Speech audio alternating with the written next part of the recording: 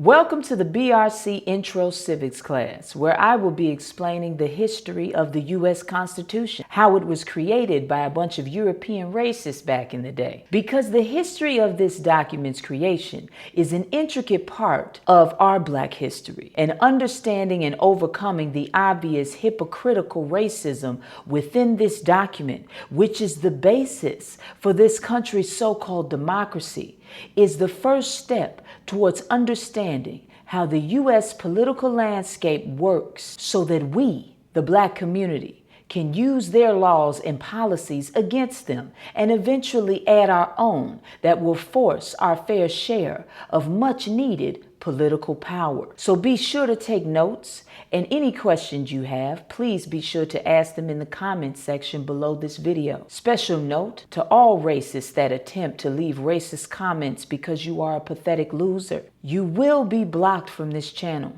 so good luck.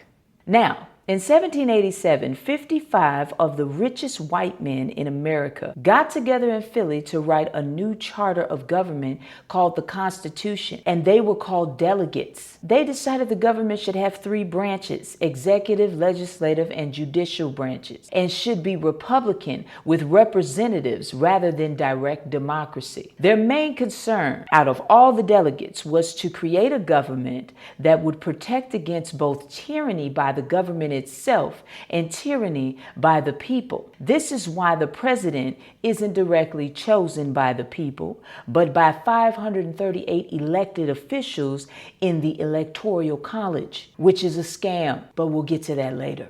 Anyway, conflicts between competing interests came up with a quickness at this constitutional convention in Philly. The first debate was between states with big populations and those with smaller populations. There were only 13 states at the time. You see, large states supported slave-owning hypocrite James Madison's Virginia plan, which called for a two-house legislature, which representation in both houses would be proportional to a state's population, and the smaller states didn't want to be overrun by the bigger states, so they rallied behind the New Jersey plan. That plan called for a single legislative plan with equal representation for each state. Neither of those plans were agreed to. So instead, we get the Great Compromise, brokered by Connecticut's delegate, another hypocrite slave owner, Roger Sherman, which gave us two houses: a House of Representatives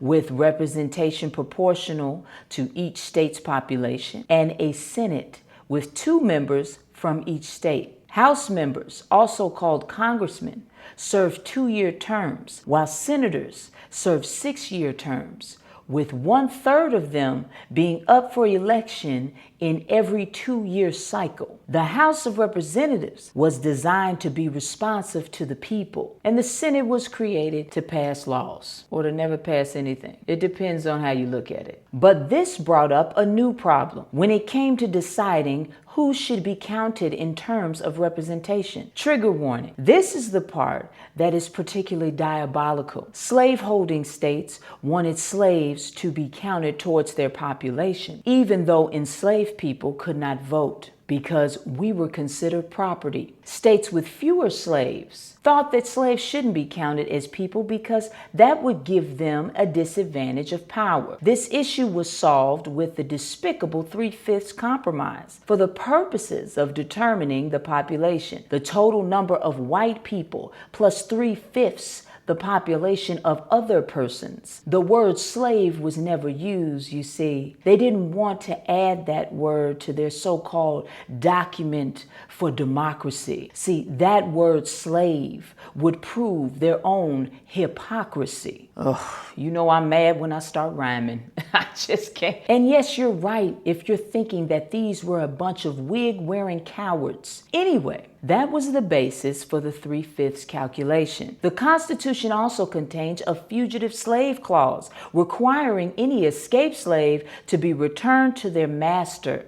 And this meant that a slave couldn't escape slavery by moving to a state where slavery was outlawed, which meant that on some level, some states couldn't enforce their own laws. And this becomes a really big issue eventually, which leads to something called the Civil War. The framers really wanted Europe to believe that they really hated tyranny, except for the tyranny and the brutality that was U.S. chattel slavery, of course. It should be called the Constitution of Hypocrisy, but I'm gonna leave it alone. To avoid tyranny of the government, the Constitution embraced two principles: separation of powers and federalism. This is when we get back to the three branches of government, and the Constitution incorporates checks and balances. Each branch can check power. The legislature can make laws, but the president can veto those laws. The judiciary can declare laws void, but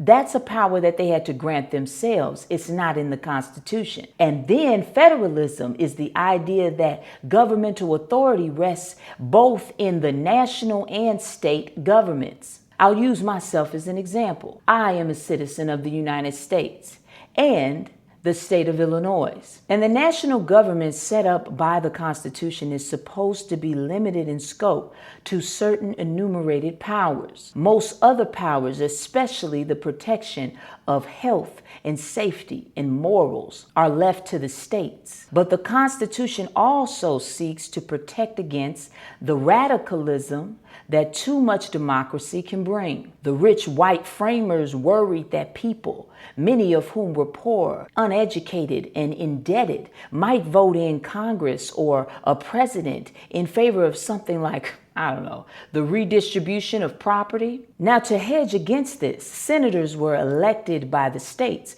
usually by state legislatures, and they were supposed to be leading citizens. And then they also had their secret weapon, which is why now a president can still win the presidency without a popular vote. Thanks to what?